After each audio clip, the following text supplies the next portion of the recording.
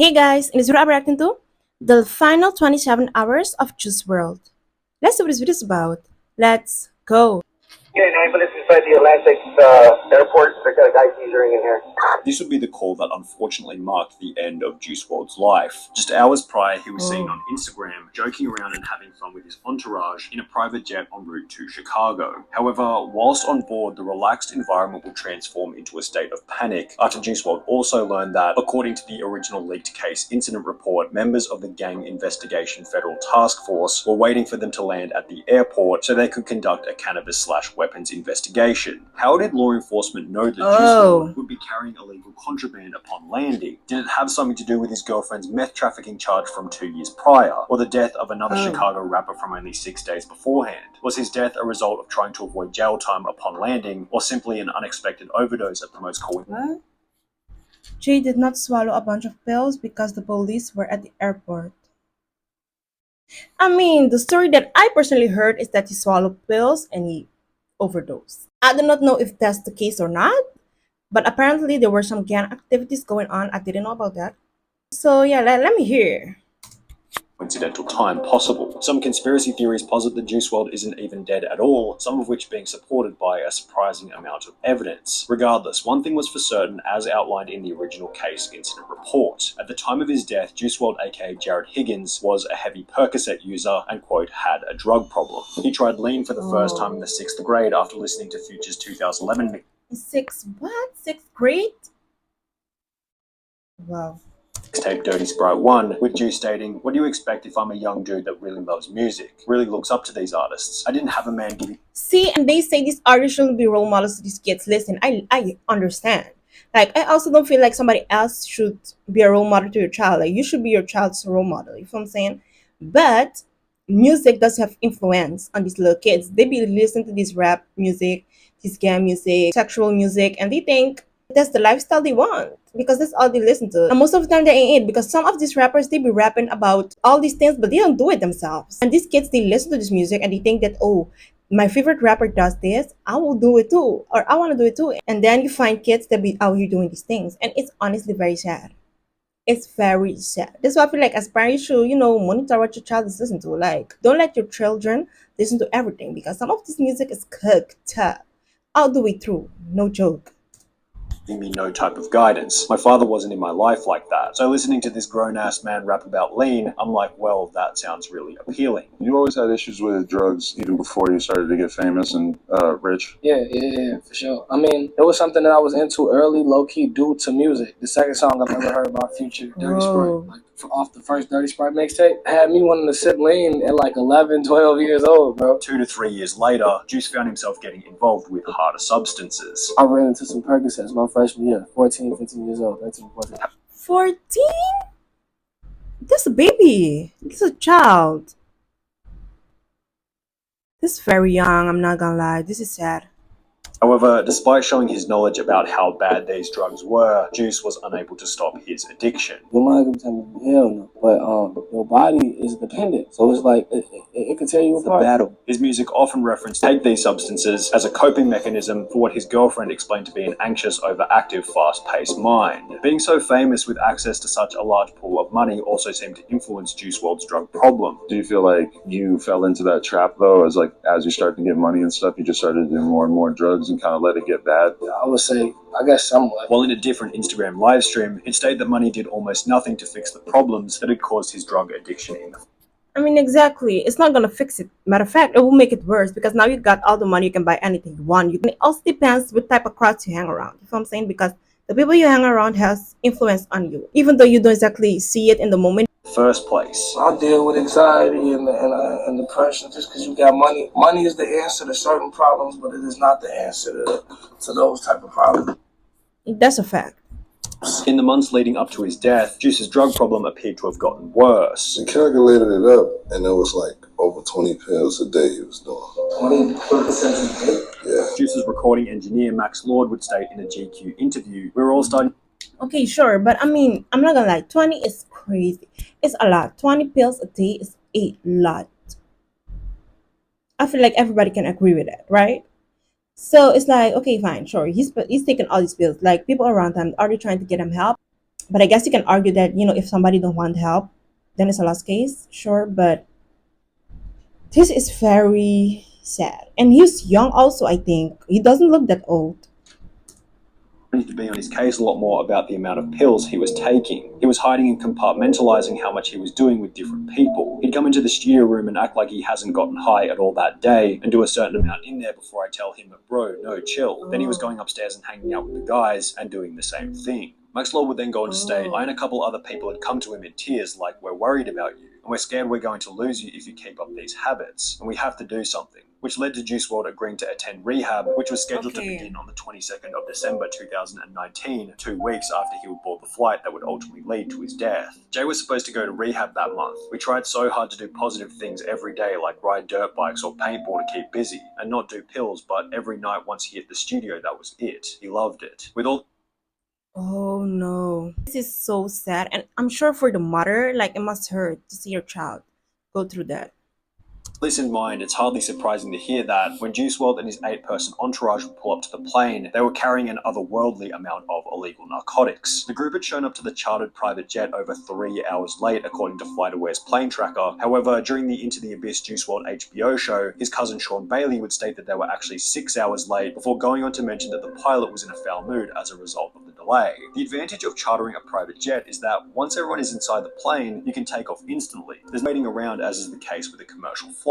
However, after the group boarded the plane located in Van Nuys, California, they sat around for approximately 15 minutes without leaving, stating that something felt off. The pilot was acting weird, the stewardess lady was acting weird, and I just felt something off. I got up to like, we should leave. You know what I mean? I got up and walked to the door, and then like, crazy, to see if the cars were still there, and I'm like, because I was gonna be like, yo, let's just go off this plane. Yeah. Like, something's not right. The details are foggy, but this seems to have been the time during which the pilot of the flight notified law enforcement in Chicago about the contraband on board. This move has since proven to be incredibly controversial online, with rappers such as Boosie as well as Juice's girlfriend claiming that the pilot's snitching had resulted in Juice's eventual death. I've lost two of the most important people in my life because of snitches. However, others such as this lawyer on Twitter stated the pilot was trafficking drugs and guns involuntarily and wanted to go home to his family. This is in no way his fault. I mean, yeah. This one is tough. I'm not gonna lie. Or is it? Or is it? At the end of the day, if the pilot, he saw some things that shouldn't be going on, and maybe like this person said, he didn't want to be in the environment, and he alerted the police. Because if they get in trouble, you can also get in trouble, right? I mean, the pilot can also get in trouble, and maybe he didn't want no trouble, and that's why he snitch or whatever you want to call it. I don't know. I don't know if you call it snitch or tell the truth. I don't know what you want to call it, but you choose that for yourself. Anyways, personally, I feel like yeah, yeah, it's just good situation because if that is what leads up to his death, I don't think it's fair to blame the pilot exactly because you guys were doing stuff that you shouldn't do, so you're doing something wrong. I don't know how many pills he saw, honestly, but it's just sad that he felt the need to do that so that he don't get in trouble. There are multiple Reddit posts arguing about whether or not the pilot is in the wrong, so it's probably best approached by drawing your own conclusion. However, all of this is still a I mean, I don't know if I would say he was wrong, honestly. Like, it's like he kept it real. I mean, some people may say a snitch here, but you know what? I feel like snitching is only valid if you're locked in with the person. I feel like if you and somebody else did something bad and then you guys are caught and you snitch and you tell the truth, then it's snitching because you were also involved. But I feel like if you're not really involved, like if you don't want no parts, I don't really think that's snitching because think about it for real. Like, let's say there's a serial killer on the loose, right? You don't want to lose your life, right? You love your family. You don't want nobody, to be unalive, right? And this person is a mass serial killer. Let's say it like that. If you see this person, are you not gonna alert the freaking police? I mean, asking for a friend right now, like, are you not gonna alert the authorities? You probably will. Why? Because you're trying to protect the people, right? So, and yourself. So, I don't call that snitching. I think it's just you just telling the truth, straight up. I feel like snitching is if you are also involved and you turn your back on these other people that you were involved with, so you can get a lighter sentence, or so you can exclude yourself from the situation, even though you know you're involved. then I feel like it's snitching. So I don't think the pilot really snitched. I feel like he just told the truth and that's it. You know. Assuming that the pilot was the one who notified law enforcement in the first place. There's no confirmation of this in the official police report. Other theories posit the law enforcement planned on searching Juice's jet, as only 5 days prior, the FBI had arrived in Chicago to investigate a gang-related murder of another rapper going by the name of Shooter Shells. Shooter Shells had released a diss track just prior to his death, aimed at a rival gang distantly related to Juice WRLD's record label. So it is possible that the searching of Juice's jet had been a result of suspected gang activity, considering the official police report does mention that the search was for cannabis/weapons. Regardless of the motive behind the search, one thing was for sure. The agents weren't leaving Chicago Airport until the plane had been searched in its entirety, which would be relayed to those on the plane as they flew toward Chicago. Everything was normal and everything was fine. And once we started getting closer to Chicago and we started getting service on our phones, our security guard, Hen, texted the group chat and was basically like, cops are here and they have a dog. This would be the point at which Juice WRLD took an unspecified but assumed high quantity of Percocet pills. The motive for this, according to the popular mainstream media narrative, was so Juice could avoid drug charges upon landing. And while this idea makes sense as a surface-level theory, many prominent individuals believe it to be incorrect and fabricated to make the story more interesting when reported. For example, Chris Long, Juice's videographer, who had been a part of the entourage on the final plane ride, took to Twitter stating, "Jay did not swallow a bunch of pills because the police were at the airport. He gave no Fs about them being there. He could have flushed them down the toilet if he cared. Jay was just hooked bad. The amount he took daily was absurd, and he hid how much he took from mostly everyone. Everyone around him tried really hard to get him to slow down. When he agreed to rehab, it was because he wanted to lower his tolerance. He didn't want to stop." Oh, Juice. Okay, so I mean that's the thing. This what I said before. This is what I meant. It's like you can try to get somebody help, but if the person the one to help themselves, it's like there's not much you can do about it. I feel like as sad or as hard as it might seem, you just have to accept the situation, and it's hard. But you just gotta accept it and just let it be, right? Because this person know that him doing all these things have consequences, right? But they still keep doing it because they couldn't stop. So I try to see it as okay, it's their choice. You know what I'm saying?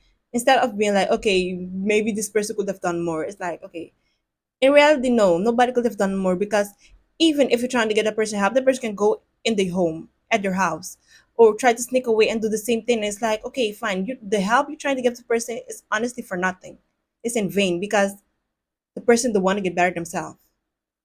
Knew the cops were coming, so took a handful of pills, and like that's not what happened. I'm like, Juice did drugs, yes, you know what I mean, but he didn't try to hide them, or he knew he wasn't going to get in trouble. He had people around him that were going to take care of. Other individuals furthered this claim, such as Adam22 from the No Jumper podcast, who had been close with Juice WRLD in the lead up to his death. I wonder to what extent that story is maybe different. It seems kind of so silly to just take a bunch of pills when it's like, if you were really getting busted with a bunch of illegal stuff, a handful of perks is not going to make a dent in the case. Perhaps Juice took a high dosage to alleviate his anxiety, knowing that he was probably going to be arrested after landing. Alternatively, maybe he knew he was headed to jail for the night as a result of the other stuff on board and was taking an extra high dosage to avoid withdrawal later. Whatever the motive happened to be, the pills had been taken and there was no going back. After landing in Chicago at 1:30 a.m., the group would embark from the plane before taking a seat in the empty private jet terminal. According to the official case incident report, a police canine dog then entered lobby, began search, and immediately indicated a positive alert on a suitcase on the first cart. The dog then left and re-entered lobby for search of second cart. Canine immediately alerted on a suitcase on the second cart. Upon opening the first bag, ROs discovered a large amount of vacuum-sealed green leafy substance, suspected cannabis, and when they say large amount, they mean large amount. Juice WRLD and his entourage had packed a total of 70 pounds of cannabis into their suitcases in preparation for Juice's birthday, which had been scheduled for the night after he would die. This weekend, we're going to Chicago to celebrate his birthday. It was just his birthday the other day,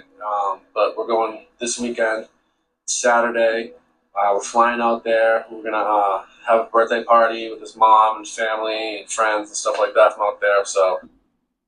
However, the sheer amount of substances held by the group has spawned a list of alternate theories about why they had been transporting such a high quantity in their luggage. Right, that's a One theory lot. which, to be fair, sounds a little far-fetched far-fetched is that the drugs were for Juice WRLD's girlfriend to sell after they had arrived in Chicago, the theory having come about after a user named Squirt Reynolds would tweet, Ali Lottie, Juice WRLD's girlfriend before he passed, is a high-profile drug dealer and may have contributed to him passing away, a thread which contained a document showing that Ali had apparently been to court in 2017 for the importation of methamphetamine. Ali would respond to the tweet by stating, "Never seen methem ever, and I'm pretty sure methamphetamine is Adderalls. Ah ha ha, again. This paperwork has nothing to do with me. I'm sorry, ah ha ha ha. I don't even know the lawyer, ah ha."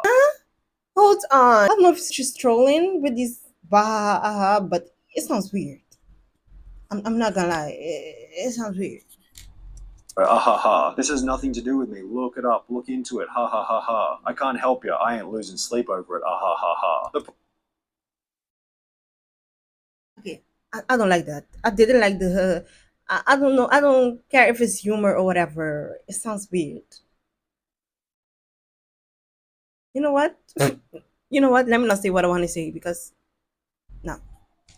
Problem with this theory is that when you read the legal documents a little more carefully, it states the defendant is hereby committed to the custody of the United States Bureau of Prisons to be imprisoned for a term of 30 months. If Ali Lottie had been convicted to a 2.5-year sentence in August 2017, how was she posting photos of herself outside in late 2017 when she was supposed to be in prison? A 2.5-year prison sentence beginning in August Right. 2017 would also imply that Ali Lottie's entire relationship with Juice WRLD took place while she was behind bars, which clearly wasn't the case. Under the assumption that this meth trafficking charge was for another Alicia Leon, therefore being bogus Okay. and irrelevant, let's go back to the day on which Juice WRLD would die.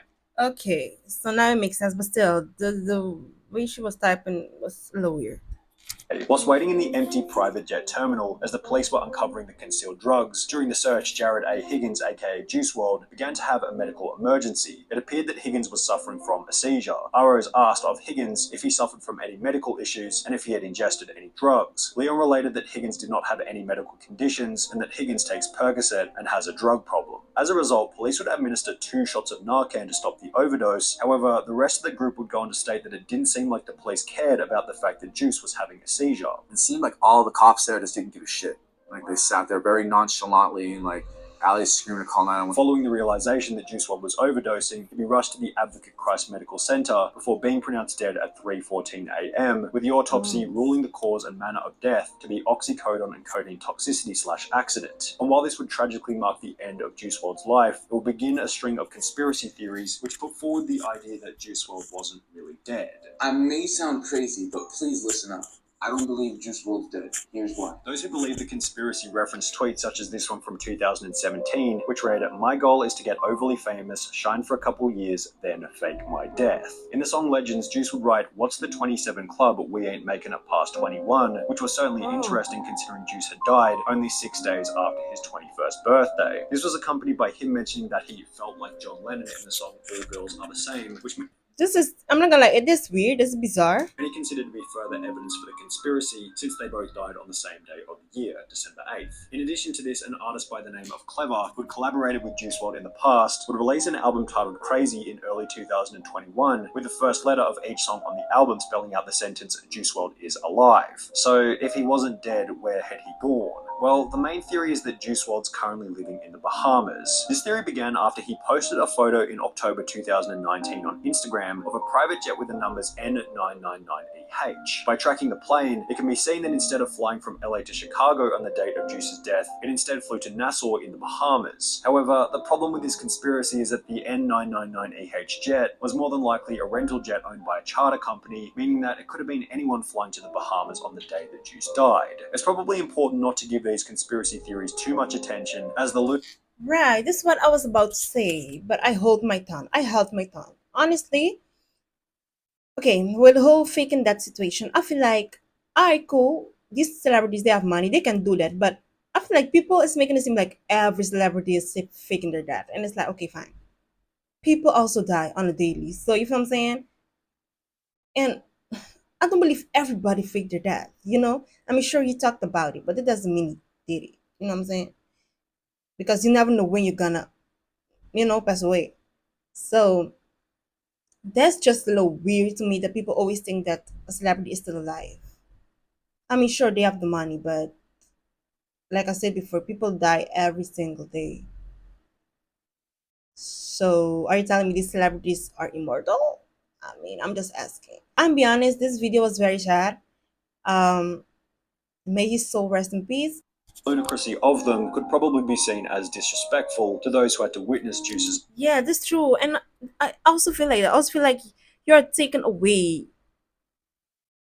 I don't know, I feel like you're taking away something because the families, they are in pain, they are sad, and I you have people are you talking about this person is still alive. The same they talk about Michael Jackson, like he's still alive. Listen, I don't know. Tupac the same. They say everything about this all these celebrities are still alive.